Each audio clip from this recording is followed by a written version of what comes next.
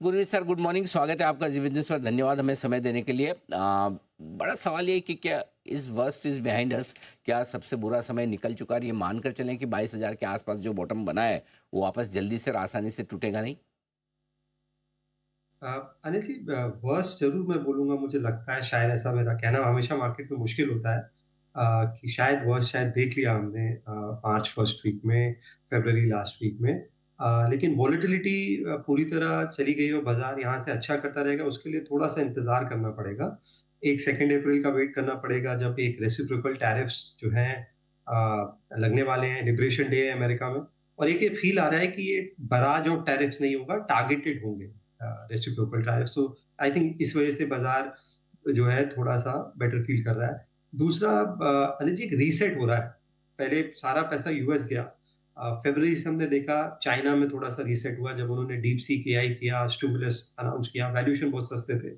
फिर थोड़ा reset Europe में हुआ, जब जर्मनी जैसी कंट्री जो लगभग मानी जाती है फिजिकल ओबीडियंस के लिए, 500 बिलियन यूरो का उन्होंने डिफेंस और इंफ्रा अनाउंस किया उनके पार्लियामेंट में। तो कुछ पैसा हमने देखा वहां गया, तो एक ही रीसेट हो रहा है। और उस वजह से मुझे लगता है एक थर्ड लेग में थोड़ा इमर्जिंग मार्केट जैसे इंडिया है, यहाँ पे भी कुछ फ्लोज आने चाहिए। बट हमें देखना होगा कैसे कैसे ये प्रोग्रेस करता है। बट एक चीज बहुत क्लियर है अनिल जी, दो तीन जगह जो रीसेट हुआ है उसे बाजार धीरे धीरे फैक्टर इन कर रहा है। पहले ग्लोबल रीसेट जिसकी मैंने बात करी, सेकंड एक डोमेस्टिक रीसेट हुआ। आरबीआई ने अपना स्टांस पूरा चेंज किया, ऑफिशियली नहीं। जो ओवरऑल अप्रोच है, खाली लिक्विडिटी और इंटरेस्ट रेट नहीं कम किए, उनका एक जो रेगुलेटरी टाइटनिंग थी उसमें भी उन्होंने फ्लेक्सिबिलिटी दिखाई। सेबी चीफ से हमने सुना कि वो नहीं चाहते कि लॉज ज्यादा चेंज हो, एफपीआईज को लेके और कैपिटल मार्केट्स को लेके। एक स्टेबिलिटी होनी चाहिए, एक सर्टेनिटी होनी चाहिए। हमने काफी टाइटनिंग देखी सेबी से भी पिछले साल, चाहे वो डिफरेंट फ्रेमवर्क्स हो एसएम के, चाहे वो स्मॉल माइक्रो कैप्स हो, म्यूचुअल फंड के स्ट्रेस टेस्ट हो। तो मुझे लग रहा है एक ब्रॉड रीसेट जो डोमेस्टिक हमें देखने को मिल रहा है, और साथ में जो ग्लोबल है, इसका पॉजिटिव इम्पैक्ट पड़ना चाहिए। तो ये एक अच्छी बात है। थोड़ा एक्शन बेहतर होता हुआ दिख रहा है। अब ये एक और बड़ा सवाल ये कि क्या अब जो फैक्टर्स इकोनॉमी के फ्रंट पर सुधर रहे हैं वो तो दिख रहे हैं, लेकिन क्या कंपनियों की कमाई भी सुधरने के आसार है? क्या ये मानकर चलें कि मार्च तिमाही के नतीजे दिसंबर से बेहतर होंगे, या अभी भी उस पर क्वेश्चन मार्क है सर? थोड़े बेहतर होंगे अनिल जी। मैं नहीं बोलूंगा कि दोबारा जो हमें एक ईपीएस ग्रोथ देखने को मिली 2021 से 23 में और 24 के फर्स्ट हाफ में, वो शायद मिले। पिछले क्वार्टर में करीबन 7-8% का ईपीएस ग्रोथ आया है। Q2 काफी खराब था, 4% ईपीएस ग्रोथ था। मुझे लगता है शायद early double digit EPS growth आ सकता है, 11-12% का। पर यहाँ पे सिलेक्टिवली इंप्रूवमेंट देखने को मिलेगा। जैसे आप देखिए डिफेंस रिलेटेड प्लेस में ऑर्डर अपटिक देखने को मिल रहा है। एचएएल की हम बात करें, जो एक शॉर्टेज थी इंजन की, कुछ हद तक दूर हुई है। गवर्नमेंट ने स्पेंडिंग काफी बढ़ाई है दिसंबर जनवरी में, वो देखने को मिला है। चाहे वो पावर डिमांड हो फरवरी में 238 मेगावाट, चाहे वो ऑर्डरिंग हो।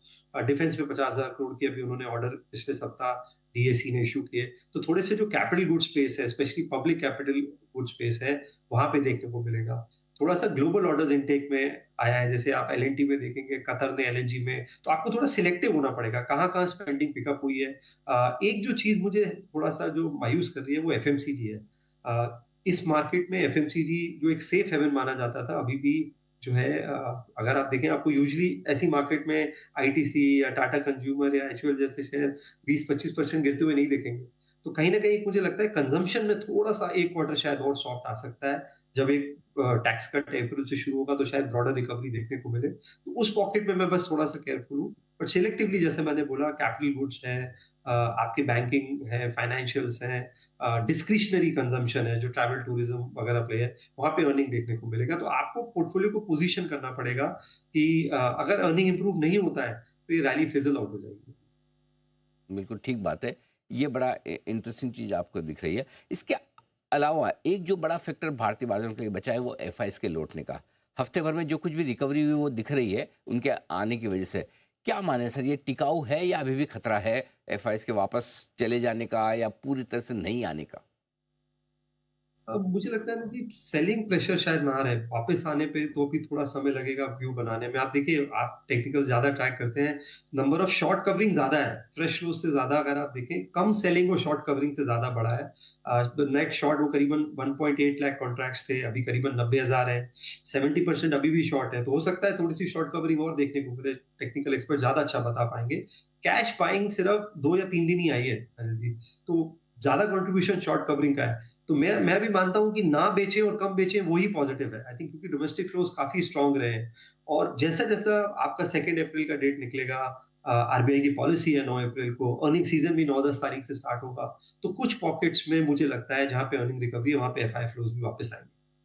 बिल्कुल ठीक बात है। तो ये फिर से आसार हैं एफआईएस के लौटने के। गुरमीत सर, बहुत बहुत धन्यवाद आपका समय देने के लिए और विस्तार से बाजार के डायरेक्शन और निवेश के मौकों पर हमारे दर्शकों को राय देने के लिए।